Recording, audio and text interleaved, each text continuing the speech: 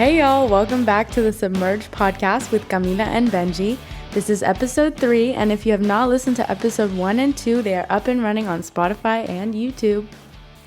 Yes, and even after 2 episodes and 3 weeks in, you're still my teenage daughter. I'm your father. Mm-hmm. We're having real, refreshing, raw, sometimes explicit, PG-13 conversations about all sorts of types of themes and nonsense, so that hasn't changed. So if you love life, culture, movies, swimming, food, drinks, you've come to the right place. And I think we're ready to go. Yeah, and please remember to subscribe to @Submerged Podcast TV on YouTube, and our Instagram is Submerged Podcast. So make sure to check those out. Leave a like, comment, whatever you want to do. And yeah. Yep, and Submerged Podcast TV on YouTube now is mostly audio. There's a couple of pictures that showed up, so you can see we're not robots. Mm-hmm. And episode 1 was Otters and Tings, and episode 2 was, Deux îles flottantes, the juxtaposition of Seychelles and Cuba, very important islands to us. So check those out if you want to learn about those 2 islands, learn about our life in Florida, animals, and some weird things we're interested in.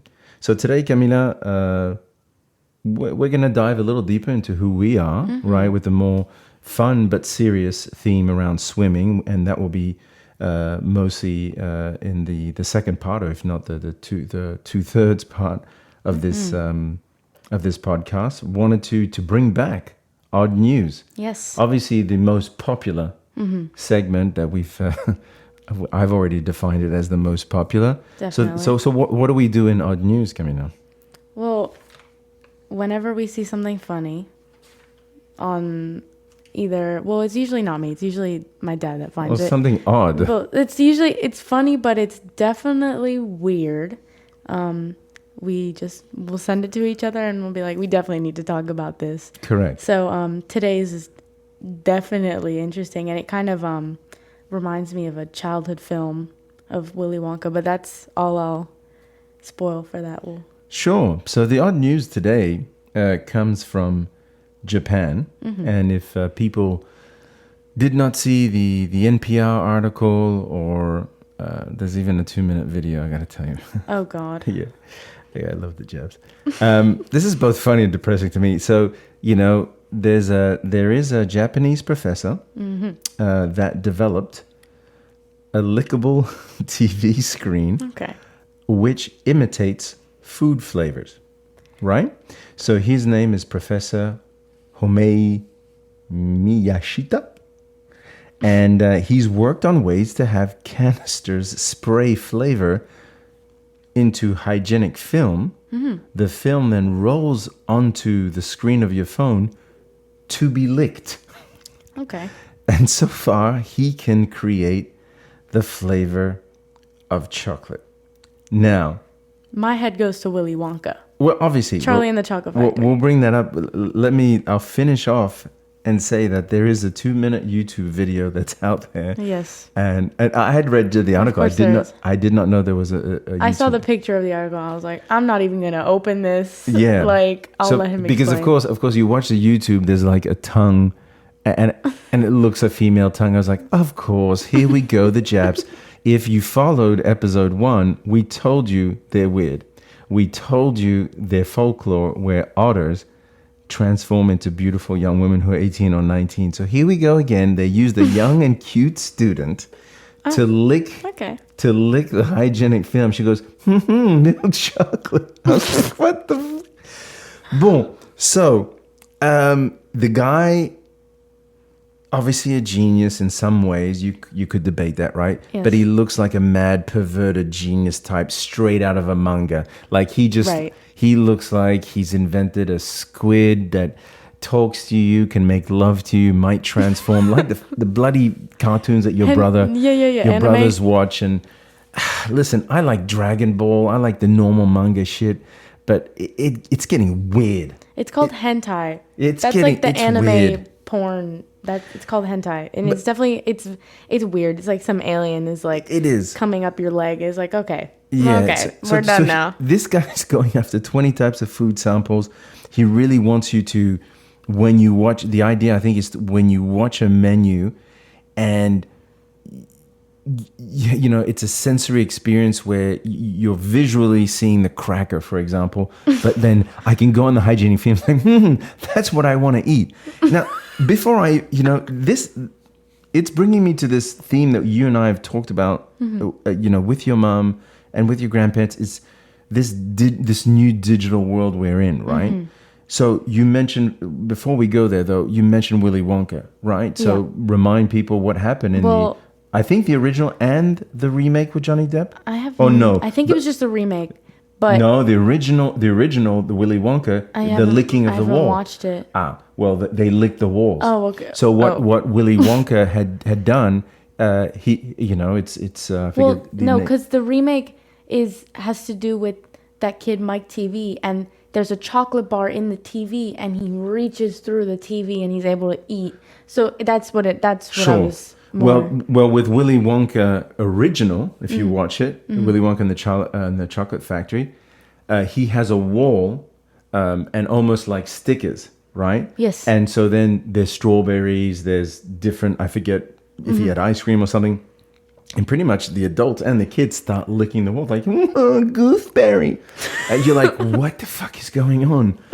And so this is it, because listen, if I catch somebody on the subway, on the metro, on the bus, just getting deep in their phone, they're like, no, I'm not a pervert. I'm not kissing the phone. I'm like, it's blueberry muffins. I was like, what is wrong with you? I'm like, get off. There's a Dunkin' Donuts. Go finger that bag over there with the muffin. I can't. Right. So Willy Wonka, you know, brings to mind. The second question I have, in this day and age, is it really wise, and this goes maybe to the point of the digital world and what I call the real world that I grew up in, is it wise to give kids, adolescents, adults, more reason to make love to their phone? And I didn't use the explicit, because you know where my mind is going with this, I know, right? because my mind's going there too. Yes. We know when there is a new technological advancement, and we've talked about this, and you're old enough to listen to this, the porn industry always jumps on it. They always do. Every time there was a new VR, POV, they just jump on it and they make millions and billions. So what's gonna stop AVN Industries and studios going to Professor Miyashita and be like, I need that to smell like an armpit because I've got a person with an armpit fetish. And then you put the picture of the girl with the armpit, oh boy, you know, or reptile, whatever you're into, we don't judge. And then suddenly, you know, it's a phone right now. What about like a tablet? But that's what I'm saying, because that's my next question. When's the next upgrade? So we're going to what? The iPad? The TV screen? Nobody's going to leave the house. I'm just going to take off the TV off the bloody mantle, put it down on the floor, put the picture of like an 80s model, 19s model, you know, Pamela Anderson, be like, I want her to have strawberry nipples. I'm going deep on this one. You know, I mean, think about it. Did we have to invent more gadgets upon the gadget? I mean, I don't not see it happening. No, I know. You know, like, it's definitely happening. You know, like, once VR came out, VR porn was already, like, a huge thing. And there's a lot of perverts in the world that are definitely going to take you know, advantage. as I said, go watch the YouTube. And I think it's called... No, I think he's calling it Taste the TV. Oh, my God. Oh, God. I'm just worried about our society. And if you've watched documentaries on Japanese culture, there's a lot of these kids who are like obsessed. Well, manga is one thing that's always been cultural, right? But they're forming relationships with holograms. Yep. Like they come home and there's like Netflix shows on like people, yes, and the hologram like talks to them and they're generally in a skimpy outfit, again tied to that manga theme, and you're like, there's a whole world out there. There's millions of people outside.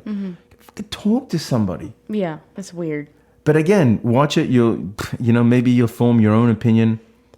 I'm worried where this goes. This goes down the rabbit hole for me, and it goes straight to the adult entertainment industry. It's totally. I just feel like it's not gonna end well. Are your friends gonna be licking phones in a year? Let me know. I hope not. They're not my friends anymore if they are. Would you be all right with the boyfriend shows up? He's No. like, hey, No. we can have melon and prosciutto tonight. You're like, oh, we're going to A a nice restaurant. Italian restaurant. He's like, no, I've got the canister. Frick, Can I no. spray it on Get your TV? out my house. Yeah, get out your house. That's it. I hope so. So that's it. So follow that odd news. I thought Yeah. that's all I can say. Yeah. This guy. I don't really have anything to say. No. Y'all can have your own opinions. Leave a comment on Yeah. our next Instagram post for this episode. Let us know what you think about wherever the hell this shit is going, because I'm genuinely concerned why people's minds go to thinking that they can create something like this. Like, we have enough food in the world. Do we really need to make stuff that, like... Isn't food good enough? Exactly. Like, do you really need... Like, taste that strawberry. I don't need to lick the phone to figure out, milk chocolate. Like, do you ever, like... It makes it even worse for, like, people who are, like, obese and lazy, like, at home. They're, like, missing the taste of food. Like, can't walk to your pantry. Like, just, like, you gotta lick the phone. Like, it's just, like... I've got too many scenarios my in head- my head. Let's stop this because Same. this could take up an hour with my mind. Mais bon. So we'll switch. Maybe more to come. We'll continue following Professor Yeah. Miyashita. So we're going to talk about swimming, right? But not any, not general type of swimming. You and I are both swimmers. For the people that don't know you, you're an age group swimmer here in Florida. On my side, I was an Olympic swimmer for the Seychelles. Swam in college here in the US, and now I'm after 13 years of absence, I'm back at the pool. And we wanted to talk about a specific theme, I think, that will resonate with not just swimmers, but with athletes in general, and even beyond sports, maybe just people, right? Yeah. And I'm calling it transforming anxiety into power in this segment. And, the idea is, for me, having, been in many countries, swam in different countries, been on many teams, I always noticed that there was some folks that were so good at practice, so into the group and having fun and just kicking ass proper in the pool, but in familiar settings. Yeah.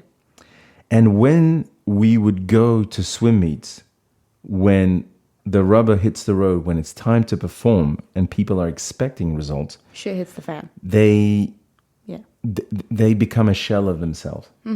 And something happens mentally, something happens physically right after, and they don't perform at the level that you expect.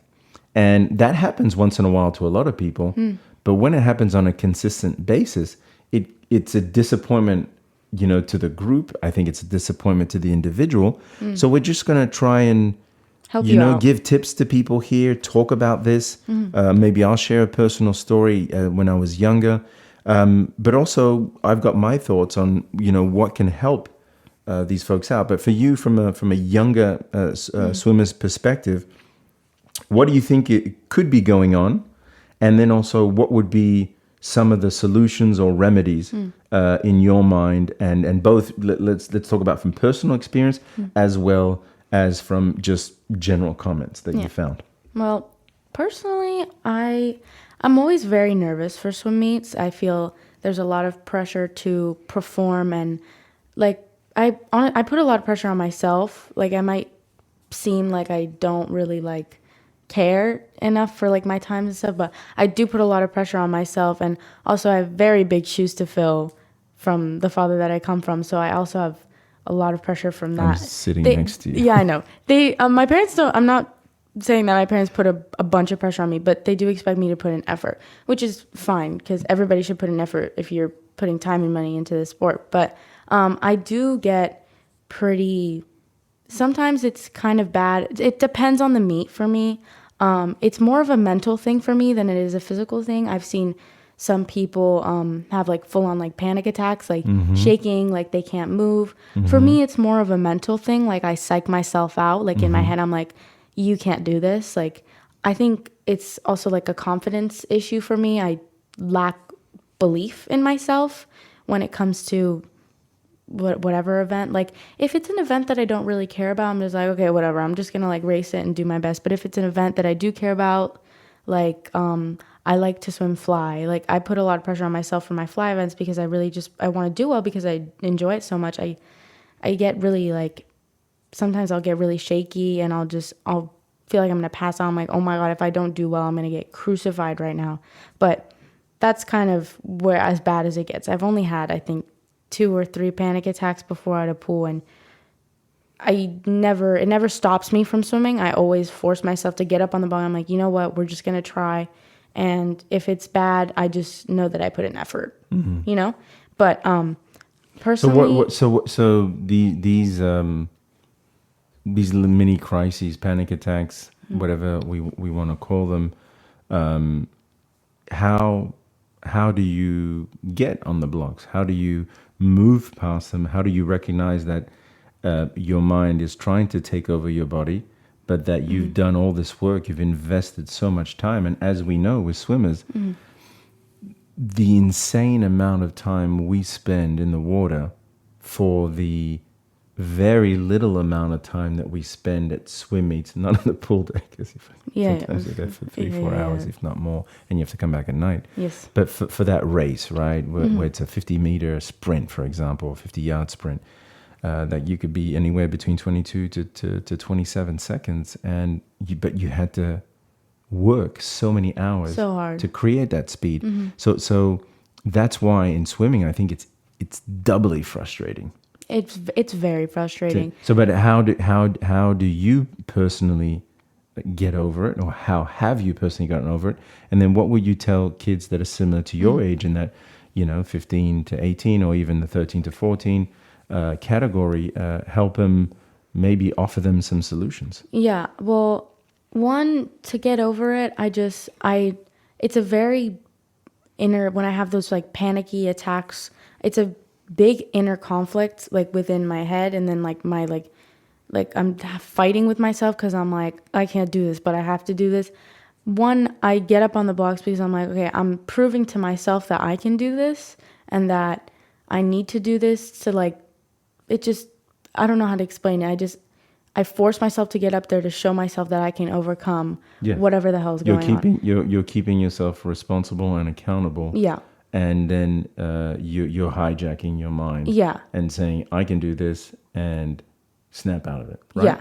And then 2, I will get crucified if I don't get up on the blocks. Like, my parents will crucify me. So it's also that like scared aspect. So I'm like, okay, if I don't do this, I'm ruined. I don't have my phone for the rest of the weekend. I'm screwed. Like, we need to go up on the block, even if it's going to be bad. I'd rather get yelled at for a bad race than not even racing at all. Correct. So that's that. But my favorite thing to do, I love music. And like I said in the last episode, music is a very big part of my family. So music has always been such a big helping factor. And I noticed that a lot of kids and a lot of my friends that have like worse anxiety than I do, they always listening to music at swim meets. They always have their headphones in. Personally, I like to listen to like heavy metal. It's kind of extreme. It's either heavy metal or really like classical light music. It depends on the race for me. But we need, being born in the 70s and the 80s and 90s, I think your definition of heavy metal is not the same definition. Heavy metal is like Rage Against the Machine. Okay, so yes, okay, like, so a bit of hip hop with heavy. Loud okay, so music. A bit aggro type. Yeah. A lot of guitars. I just like really aggressive music that is like super curse wordy. It's just like, it gets you mad. That will certainly give you that jolt and snap you out of it. Yes, it pumps me up, and it keeps me from like, what's the word, like rotting on that like chair, like dying till your race comes up. What it does, it's a jolt of electric energy that lifts you up, that snaps you out of it. It's almost like the defibrillator when somebody's you give him that shock, that person gets up and it's like, hey, what's going on? Or maybe it's the adrenaline shot to the heart, like in Pulp Fiction that you and I watch. We'll talk about that another day. But yes, but like I don't know, music gets me going, and it distracts me from whatever's going on in my head. Sometimes I'll zone out, I'll blast the music into my ears, and I'll just stare at the floor and visualize my race. And like sometimes it really helps, and sometimes it doesn't help, because I'm like, it really depends on the race and the mood of the day. So music definitely can change your mood. Music is like my number one. Got it. Number two is meditation before I go to the meet. Now, I feel like everybody has a different way of meditating. For me, Yeah, there's no right or wrong for there. me, it's still like I still have music on and I'll stretch, but I won't talk to anybody. I'll close my eyes and I'll stretch while closing my eyes, and I'll make sure to do like big arm swings. I'll stand up and then I'll go down. I'll just do it in my room alone when I have a moment of peace. I think like 10 minutes before I go to the meet, I'll sit there and I breathe and I try to calm myself down, you know, because I have anxiety before I even get to the meet. Like it'll happen, I think, a few days before the meet, especially if it's a big meet. So I like to meditate several days before the meet. Every night I just tell myself, I'm like, you got this. Breathe in, breathe out, and stretch. I have to stay loose. My muscles tense up like kind of really bad when I get really nervous. So I force myself to just get up and like shake it out, you know? It's certainly, you know, the meditation in itself for just stress, anxiety, for high performing athletes and just regular people, it has become a theme, right? And I think you were right. You were starting to qualify it that you've got your own way. You've got a way that works for you. Yeah, everybody has a different way. And I think that's very important, is that there's no right or wrong, whether it's you just sitting down before practice, you sitting down before the meet, whether, as you said, it's 3 days in advance, like you start to feel those jittery butterflies. It's sitting down, it's visualizing what's going to happen, and also calming oneself down. I think what's important is not how you do it, is the consistency of it, right? And for those who have not done it, I mean, there's a lot of courses out there. There's also, with swimming, there's a ton of other things that have become popular that nobody talked about, you know? The other day I came out of the pool and I talked to a gentleman. He heard me speaking French to a Quebecois family, and he came up. He's like, "Oh, you're from Canada." I'm like, "No, I'm French." We hit it off, and guess what? He's a war veteran, and he proceeded to tell me, of course, his life. And he divorced, but he had, when he came back from Vietnam, PTSD, post-traumatic stress disorder. And before, nobody talked about that stuff. Yeah. Right? And it's not until he's, I think in the 90s, he saw a psychologist and they're like, "Hey, you've got this," or the 80s, "You've got this." And he recognized, he's like, I'm chasing googs, which means, the Vietnamese, because I'm chasing Vietnamese people in my living room at 3:00 in the morning. My wife's like, "What the fuck is going on?" Yeah. And then he's like, "No, I'm absolutely normal." Yeah, in his mind, he's normal. You understand? Yeah. So I think maybe digress a little bit, as we always do. But the point is, there are new things, there are new mechanisms, new toys, new processes that one can use in swimming and as an athlete. And I think that's a great point. What's your number 3? Well, I don't really have a number 3. Those are my 2, but just you have to find something that works for you. Everybody is different. Like, I have known people who had stress toys at a swim meet, and they'll just like be stress toying or whatnot. I have people that eat like a lot before a swim meet, and that just makes them feel better. I have people who don't eat at all because it makes them super, like, you have to figure out what works for you, and you have to test out different things, Music for me, it was really easy for me because I love music. So I literally made a playlist on my, this is my go-to. But once you have that routine, like, that it works for you, and that also like calms down the nervousness, because you're like, okay, I know what my body needs. We're good. Like, what's going on with yourself. So, well, yeah. you're certainly sharing a lot more than you show, because you're pretty good on the surface. So inside, you're boiling a little bit, and I hide a lot of things. This is the first time that you've shared it, so it's good that you're getting it out. But then I'm going to ask you a question. Then, the days that it goes well, is there still that, or have you tapped into something different? So those days where you killed it and you haven't even thought about it, what happened those days? I wasn't nervous. Was there still this, and did you then transform it, or was there work before that allowed you to arrive kind of more liberated to the pool? Well, I think the swim meets that I've like done really well, I feel like I've always like I've recognized Like, I'm like, okay, I know I can do this swim meet. Like, I know it's going to happen, you know? So it's always when I know that things are going to go well that I always kill it. Because I'm like, you know what? I have the training. I did this time in practice. I could totally go this at the swim meet. But then when there's that level of uncertainty of like, is this going to go well or bad? It tends to go really bad because I psych myself out. But when I know I can do it, I do it. You know, like that 200 free that I did, I don't remember how many months ago, but I did like really well. It was like what would you say, like one of the best swims like since I arrived here? Yeah. Yeah. I can't even tell you what happened. I was just like, you know what? I haven't swam this in a while. It's going to go good. Like I don't like this event, but you know what? We're going to try. We're going to have fun. And I ended up dropping like 9 seconds off. Yeah. It's funny sometimes. Well, what is the? I don't want to call it a syndrome, but maybe I don't know what to call it exactly. But the fuck it attitude, the fuck right? it attitude, yeah. You know, I've told the story to you and to other people. It's like leading up to the Sunday night of my qualification for the Olympics, I was putting so much stress and had so much nervous energy on myself that I was missing the Olympic cut by 6/100ths of a second. Not once, twice.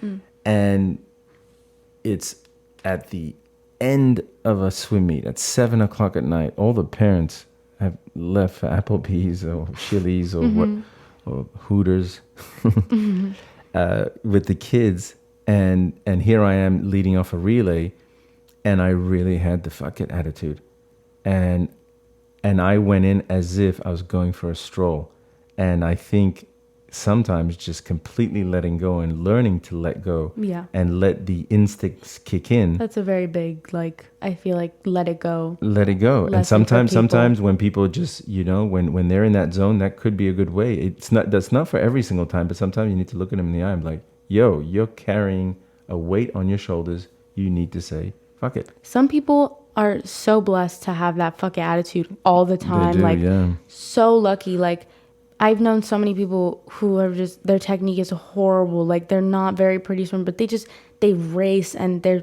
fast because they don't care and they just go out and do their best, you know. And I notice that people who get like nervous like me, like we just edit ourselves. We're like, okay, we need to do this. We need to do this. Like, I plan out my races for some reason. I think that is the right term, is editing yourself, because you need to let yourself be and shine completely. From my perspective is, you know, why at practice and not at the swim meet? So, you know, I tried to think through this, and you know, my first comment is for those people who are in that position, one, find the fun, the jovial experience that you have at practice, because it's still, when you get into sets, you can get into a competitive environment, and these people tend to shine when they're in this bubble, this comfort bubble.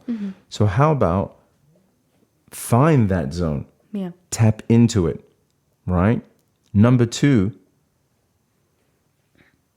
you know, continuing on that point, lean on your teammates. Right. I feel like cheering is a very big part of that, whether too. It's cheering, whether it's you see your friend going through a little crisis, you go hug her, you give her your energy, or you talk to somebody, hey, I'm actually feeling like this. Like you just telling me about the anxiety, which was, I could see it a little bit, but I didn't know how, you know, it's not a question of bad. It's like how pronounced it was. So it's important for to hear those things and then to lean on your teammates. So that's two. Yeah. And then I think the third point is going back to those 2-3 points you made. Use any resource that you can tap into that will transform your energy. So whether that is music, whether that is meditation or visualization of thinking about what's going to happen and having that confidence, I think help. And also what helps is changing your language. Michael Andrews, you know, for those who don't know, a very famous swimmer, Olympian, the most decorated age group swimmer, massive if you want to look him up. And he had some vlogs, and what he explained at one point, he said, I used to get so overly nervous up to the point of throwing up and all that. then he wouldn't perform well, and he'd just get frustrated. And he found that to make it joyful, to trust the work. But he said, I still get butterflies. Even at small swim, rinky-dinky regional meets, he still gets butterflies. He goes, but that's a good sign. He goes, but now I'm able to transform that into my power. Right. Right? I feel like it takes a lot of experience, though, because Michael Andrews has been swimming for a very long time. Sure. So, it's new for kids like us, and especially parents who aren't super aware of anxiety and they don't know how to handle it with their kids.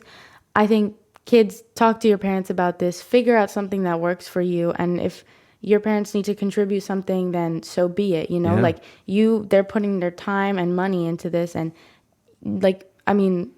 for me, I find it important, I'm like, my parents are driving me to practice every day. And I'm like, okay, I really want to do well. So if you feel that you need to bring your parents and you need to have them help you out to find something that'll help you, then do that, because everybody has a right to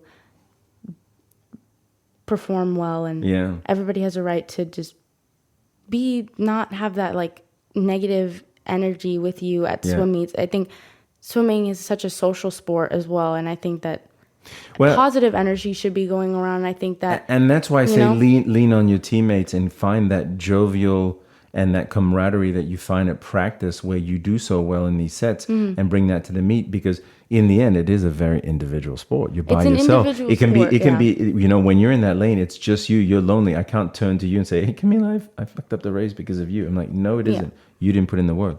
Yeah. And teammates are a huge part of it for me too. Correct. The whole I'm a social butterfly. So when the energy's off, my swims are off. Yeah. When people are cheering, and I can't stress it enough, like, cheer on your friends. Like, it feels so good when you know that people are there to support you. Like, sure, like, your parents are there to support you too, but like, when there's a bunch of people standing behind your lane just wishing you to do well, there's just so much positive energy going towards you. It's just like, guys, be social, make some friends, have them cheer on you, cheer on them.